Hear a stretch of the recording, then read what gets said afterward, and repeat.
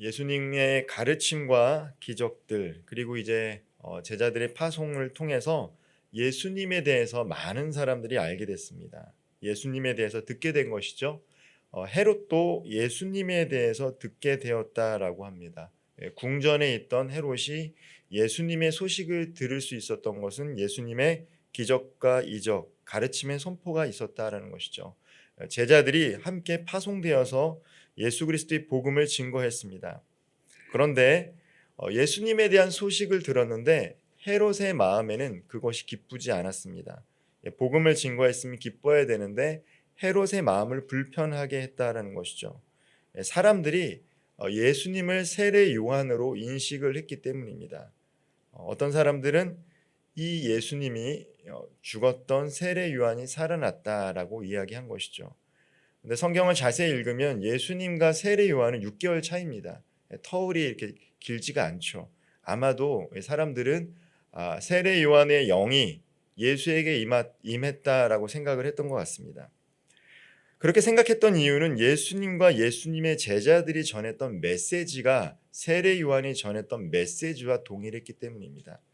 매우 불편한 메시지를 세례 요한은 전했습니다.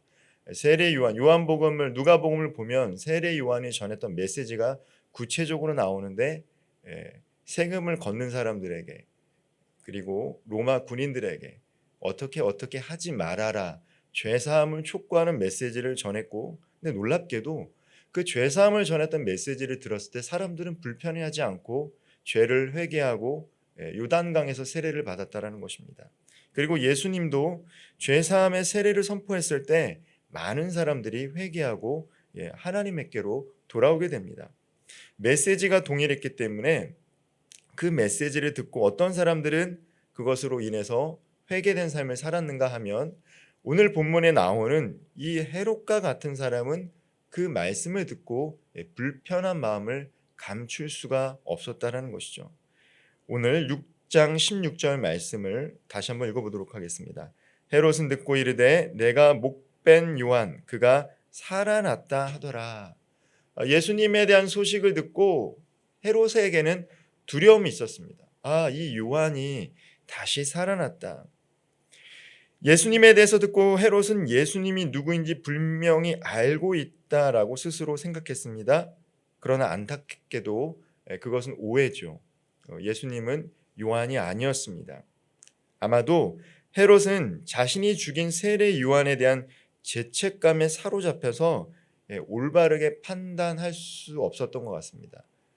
밑에 이제 17절부터는 헤롯이 왜 세례 요한을 죽였는지에 대한 이유가 자세히 기록이 되어 있습니다. 아마도 헤롯은 세례 요한을 죽이고 나서 그 양심에 죄책감이 있다 보니까 올바르게 인식을 할 수가 없었고 올바르게 판단을 할 수 없었던 것 같습니다. 17절은 헤롯의 손에 의해 순교당한 요한에 관한 이야기가 자세히 밑에서부터 기록이 되어 있습니다. 헤롯이 요한을 감옥에 가둔 이유는 자기 동생의 아내, 그러니까 자기 동생 헤롯 빌립을 의미합니다. 빌립의 아내인 헤로디아를 취한 것, 그것을 가지고 요한이 지적했다라는 것이죠. 오늘 이 본문을 통해서 우리는 이 비교되는 두 사람을 알 수 있죠. 바로 헤롯과 세례 요한입니다. 세례 요한은 어떤 사람입니까? 헤롯조차도 거룩하고 의로운 사람으로 알고 있었습니다. 얼마나 세례 요한이 거룩하고 의로운 사람인지 그거를 우리 헤롯도 알고 있었다라고 얘기합니다. 의롭기 때문에 당시에 그 동생을 취하면 안 됐는데 동생의 아내를 취하면 안 됐는데 동생이 죽고 나서 취한 게 아니죠. 살아 있는데 이혼한 아내를 빼앗아 취한 거예요. 자기 영토를 넓히려고. 그거에 대해서 지적을 한 것입니다. 유대인들은 이제 형사수치제가 있어서 만약에 형이 죽고 나서 아내가 자식을 낳지 못하면 이렇게 결혼할 수 있었습니다. 그런 상황이 아니죠. 그런 상황이 아니니까 지적을 한 거예요.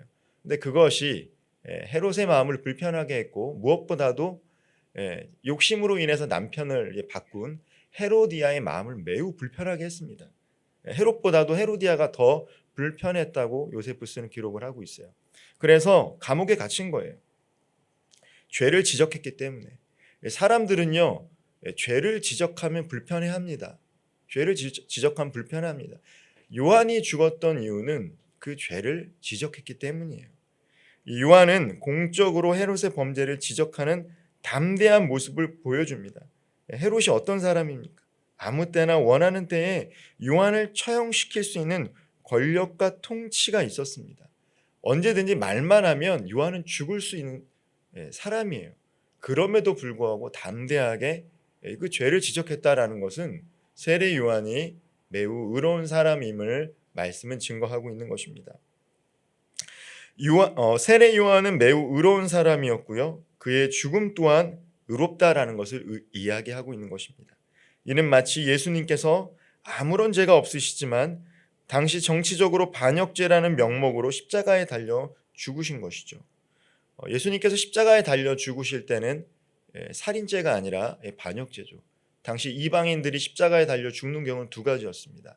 살인을 저지르거나 아니면 로마에 반역을 하거나, 그때 유대인들이 요구했던 것은 예수를 십자가에 달려 죽이라는 것인데 예수님은 살인죄를 저지르지 않았기 때문에 당시는 반역죄로, 명목은 반역죄고 십자가에 달려 죽었습니다.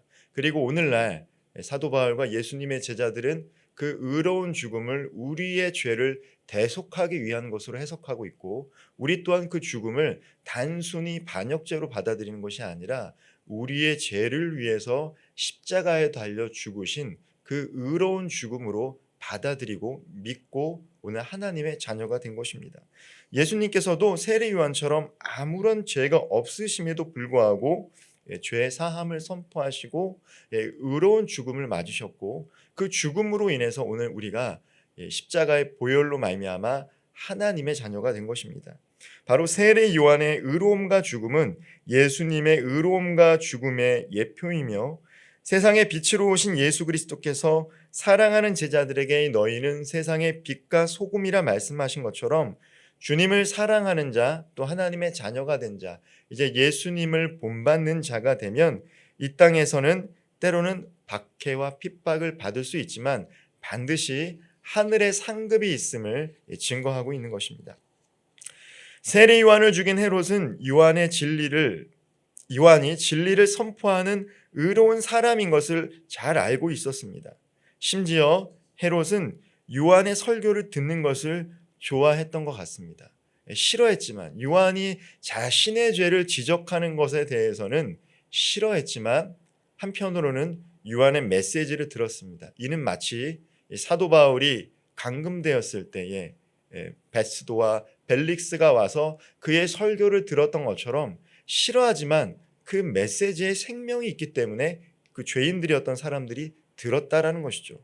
듣고 회개했으면 참 좋았을 텐데 안타깝게도 거기까지는 가지 못했습니다. 많은 번민이 있었던 것 같습니다. 자신의 죄도 스스로 깨닫고 있었고, 그 메시지를 들었을 때는 번민이 많이 있었지만 거기까지 가지 못할 만큼 헤롯은 이미 많은 욕심이 있었던 것 같습니다. 헤롯의 생일에 많은 사람들을 초대한 가운데 헤롯의 딸이 춤을 추면서 헤롯과 사람들을 기쁘게 해줬습니다. 헤롯의 딸이 사람들을 기쁘게 해줬다라는 것이죠. 이에 헤롯은 많은 사람들이 보는 앞에서 자신의 딸에게 약속합니다. 내가 원하는 것을 내게 구하라. 내가 나라의 절반까지도 주겠다라고 이렇게 호언장담을 하게 됩니다. 헤로디아는 자기에게 온 이 기회를 놓치지 않았습니다. 자신의 딸, 이 살로메라고 말하는 이 딸에게 요한의 목숨을 요구하도록 사주합니다. 헤롯은 사람들 앞에서 체면이 손상되는 것을 원치 않아서 그는 자신의 딸의 요청을 어쩔 수 없이 들어줍니다. 자신의 체면이 손상되어도 사랑하는 딸이 잘못된 길을 간다라면 바로 잡아줘야죠. 아무리 약속을 했다 할지라도 생명을 해하는 것을 선택을 했다라면, 올바른 아버지라면 내가 약속은 다 들어줄 수 있지만 사람을 죽이거나 사람의 생명을 해하는 것은 들어줄 수 없다라고 이렇게 이야기하면 좋은데, 이미 헤롯은 죄로 말미암아 판단력과 분별력을 상실한 거예요.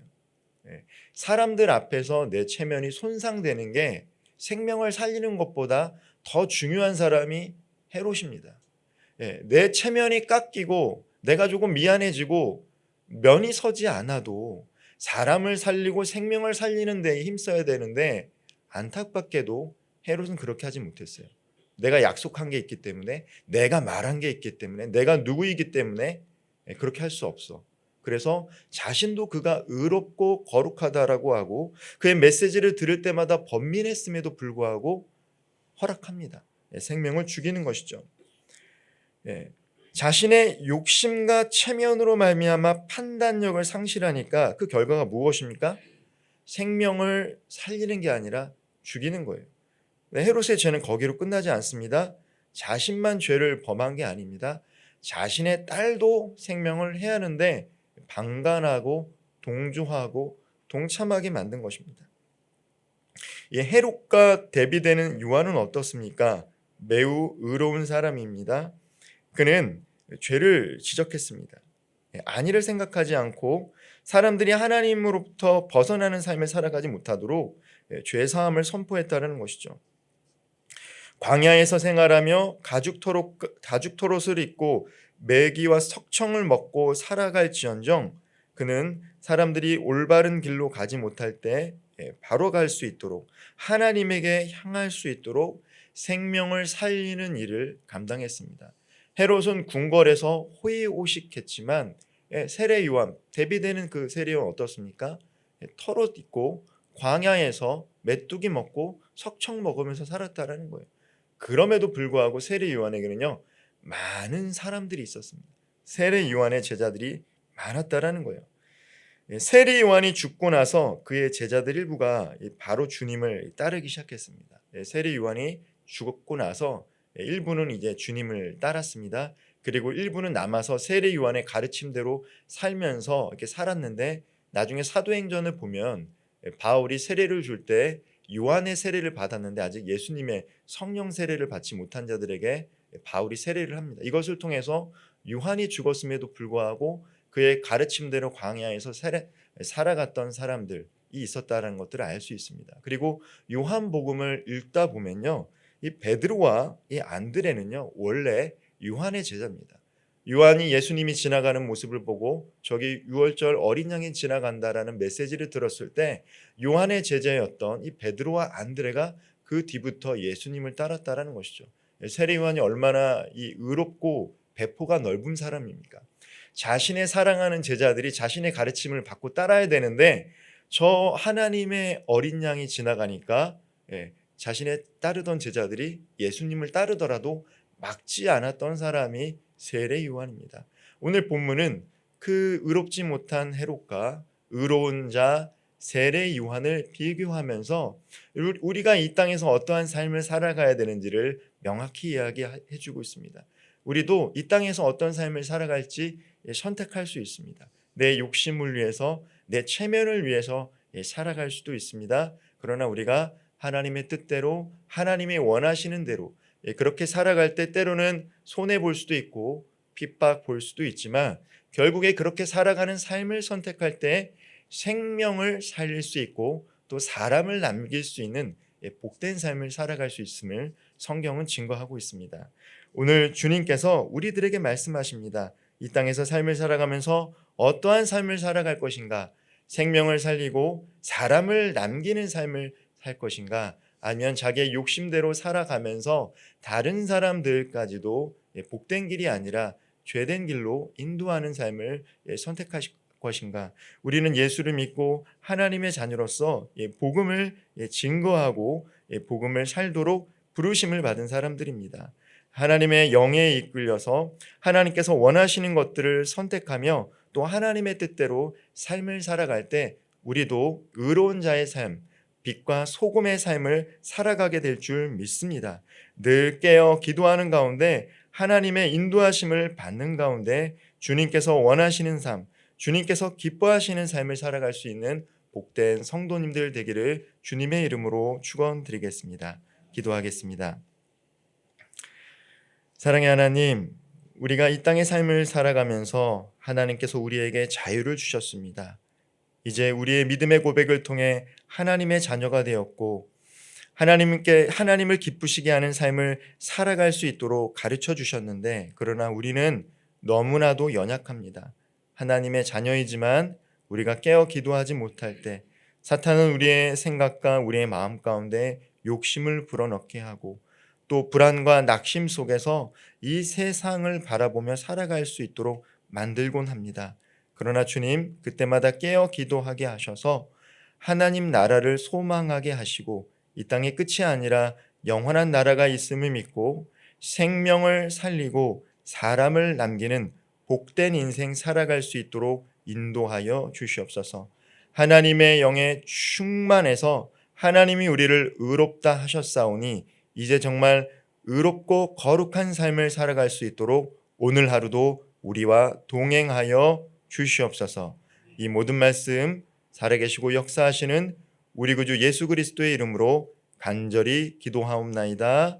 아멘.